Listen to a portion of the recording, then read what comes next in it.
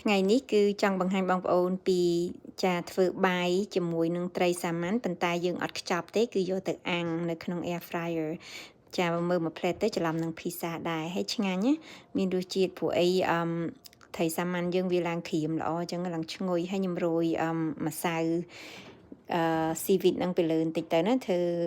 មានលាយគ្រឿងគ្រប់មុខហើយអញ្ចឹងដើម្បីមានរសជាតិមានល្ងមានអីចឹងទៅហើយខ្ញុំមានត្រីសាម៉ាន់ហ្នឹងពីប្រទេសពីដុំហ្នឹងប្រហែលជាចំនួនវា2ខាប់ដែរ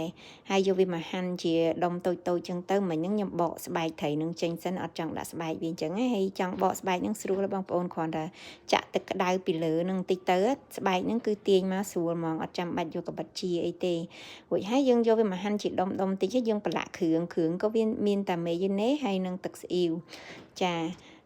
ហើយនឹងទឹកម្ទេសបន្តិចចឹងណាចាដើម្បីគ្រាន់ដាក់ឲ្យវាមានជាតិឡមហើយយើងប្រឡាក់វាទុកមួយឡែកសិនទៅដល់យើងងាកមកដាក់បាយហ្នឹងយើងសង្កត់វានៅក្នុងថាសហ្នឹងឲ្យណែនល្អចំនួន2ខាប់ដែរហើយដាក់ត្រីហ្នឹងពីលើទៅ